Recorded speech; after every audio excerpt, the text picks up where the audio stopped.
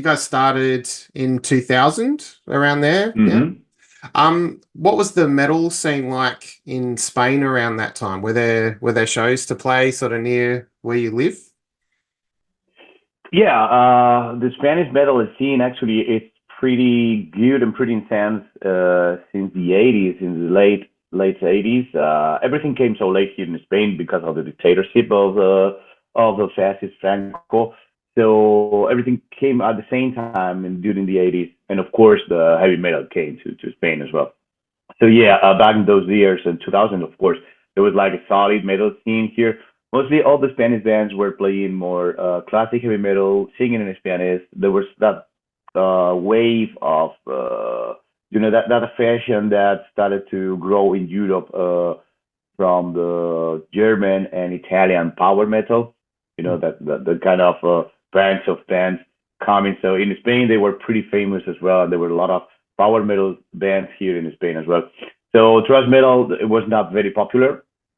Uh, just of course counting the four, five, six all-time bands. So we were one of the first bands doing that kind of music and singing in English. And so yeah, it's already 24 years that this happened. We were kids when we started the band. But yeah, mostly during the first 10, 15 years of the when we started, the Spanish metal scene was pretty much the same. Of course, Spain is a really good country for bands for touring. There's so every band is touring here. We got plenty of festivals. This is a really really nice country for touring. It's a really nice country for heavy metal. But I would say that before Angelus Apatrida was a bit harder to export bands outside Spain. I mean, it was not Spain was not very popular exporting bands.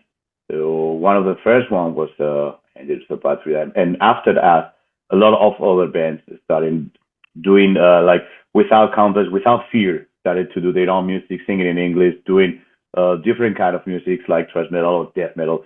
Of course, there were before us. There were a couple of death metal bands doing a lot of things outside Spain, but in a very very underground brand.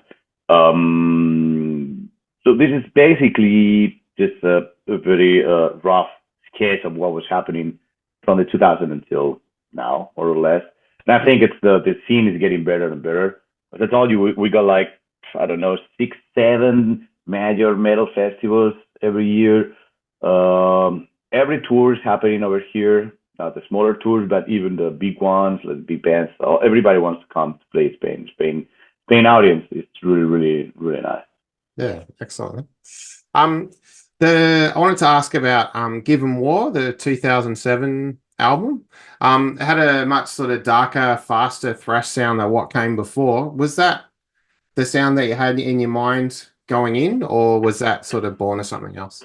Yeah, it was something natural that changed because the songs that we released previously in the first album, they were composed since the beginning, and some of them they were composed with our previous with our former singer.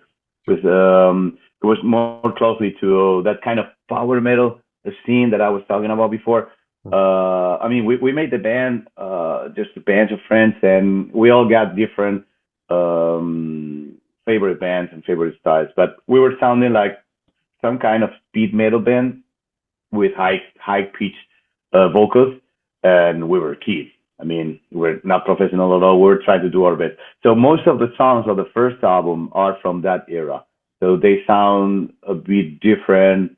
And we decided to record Given War just 1 year later because we just realized that the band was sounding on stage way better, faster, deeper, and you know, like more powerful than the album that we were presenting. So it was like, okay, it's like it were completely two different bands. One band on the album and another band on a stage. So we decided we got actually new songs coming on. So we decided to put them all in a record and show the world, show the fans in Spain that that's what we were doing. And thanks to that, we started to gain a lot of recognition in Spain. Thanks to that, in that tour in 2008, we got the attention from Century Media Records. for example. Yeah. So everything has started to happen thanks to Given War album. I believe it's a very unprofessional album. It's really it's self-produced, and we were still kids, and we didn't have enough money for that. So the album has not a good production. It's not like it's not even well recorded, but it got this vibe. It got this feeling. Mm. And for us, makes a lot of sense. It makes a lot of meaning that everything started for us with that album. Yeah, that's cool. Um, and then 2021, you brought out a self-titled album. Was that like a sort of another reinvention? Like were you trying to change up again, maybe? Yeah, yeah.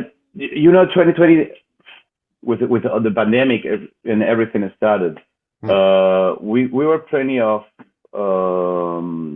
different plans. We were actually planning to come back to Australia, to Asia, to Latin America to present our previous album, Cabaret de la Guillotine. But yeah, of course, the pandemic happened, so all the plans went to hell, and we didn't know what to do. This mixed with all the frustration and all the things that we were living, everything that was happening during those months. We kept on writing new music and pushing new music, and that was the result. This Angelus Apatrida album. It's an album that is full of energy, full of emotions. It's a really emotional album. It reflects what would happen during all those months in the lockdown, because here in Spain we were locked down for a couple of months. We were not able to go on the street just for work, or walk the dog, or go to the supermarket, but it was not allowed. So it was really strange. It's like we were living like a nightmare. So every day at home, you can feel it in the album.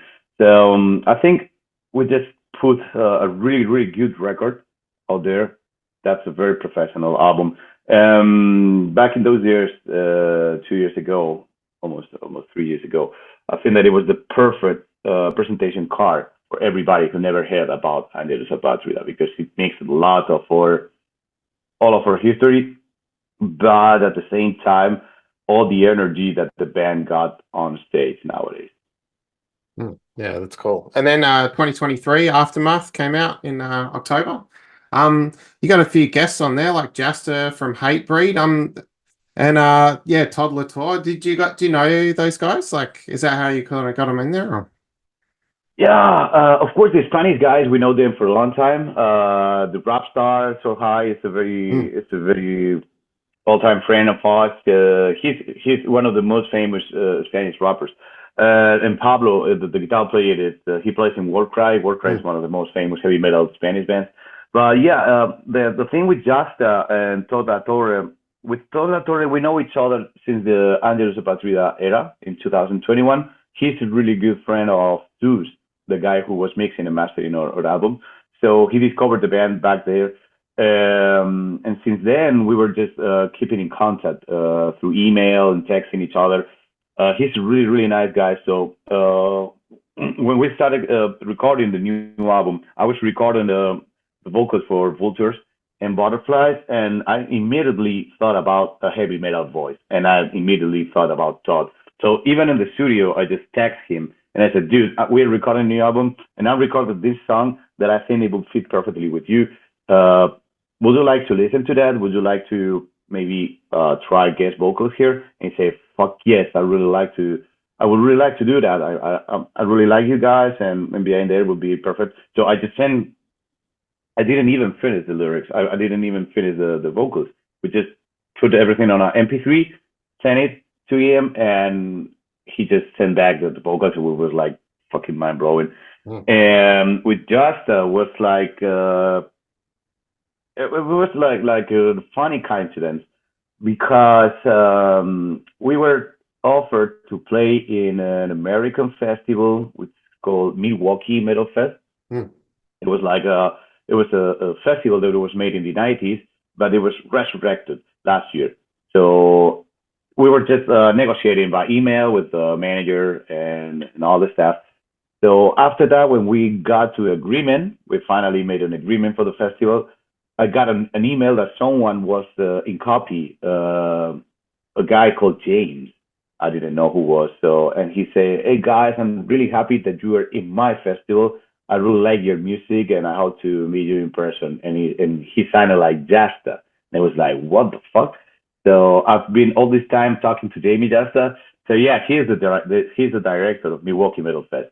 So and after that, I decided, wow, man, I didn't know that it was you. I'm a huge fan of Hatebreed. I really respect you.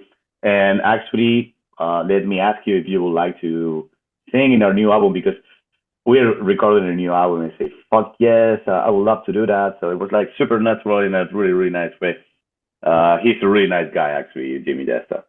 Yeah, nice. That's cool, man.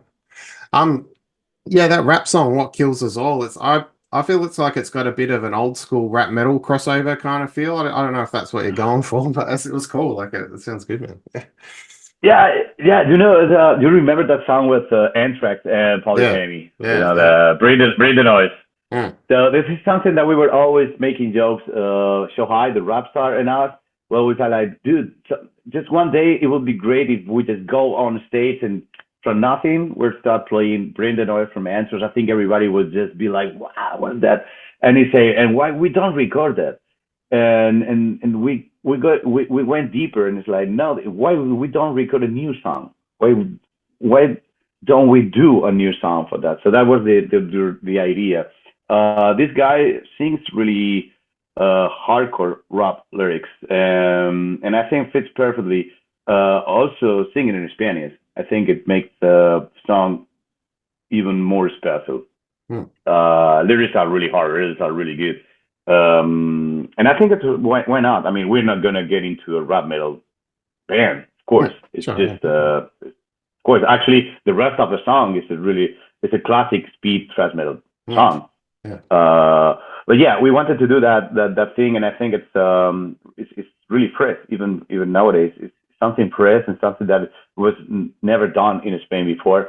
And of course, it opened more doors to us, and in even in the metal community or in the rock community here in Spain, because a lot of people still don't listen to Angelus Apatrida because they think they're gonna find orthodox or pure thrash metal band, but they are really missing a metal band like we are. We're not an orthodox thrash metal band. So yeah, it actually opened a lot of other doors for us. The same that singing with Jamie Jasta for all the hardcore fans over here. Mm. They just discovered the band that we of course were influenced by hardcore as well. So it's like it's been a good opportunity to gain a lot of new fans. That's cool. Yeah. I think we're almost out of time, but the Australian tour starts 15th of Feb in Perth. I'll be there. You've got a long back catalogue. What's the set list looking like? Yeah, it's gonna be hard because of course we cannot play a lot of we cannot do like a headline tour like we do in Spain. We cannot play like 2 hours or 90 minutes. But I think we're gonna squeeze as much as we can the time we're gonna have. So Perth, are you attending the Perth show? Yeah, I'll be there, man. Yeah, yeah. Okay, it's gonna be the first one. I think that we have a long drive, of course, a long drive, a long flight. Yeah. I think it's gonna be like 28 hours. We're gonna get some sleep when we arrive to Perth, but we coming from playing here in Spain. Actually, the last show we'll play is on Sunday in Spain, and the next show is Thursday, I think, Mm. in Perth. Yeah. So yeah, we're gonna be like clockwork. We're gonna be super tight on that bit. And I don't remember how much time we got to play, maybe 60, 70 minutes, but we're going to try to squeeze it as much as we can and try to play all the new music that we have to show you guys because it's been a while since our last time that we didn't play Perth the last time we played in Australia.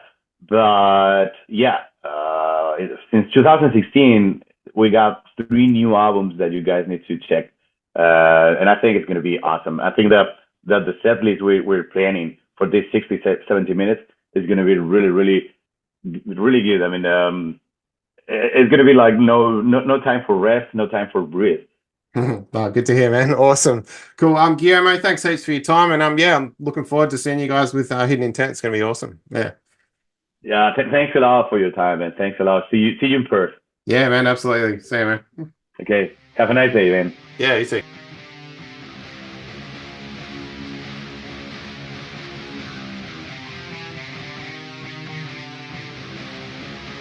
For more metal interviews and metal music videos, subscribe to this YouTube channel and check out the links below for the audio podcast. New one every Wednesday. Cheers for watching.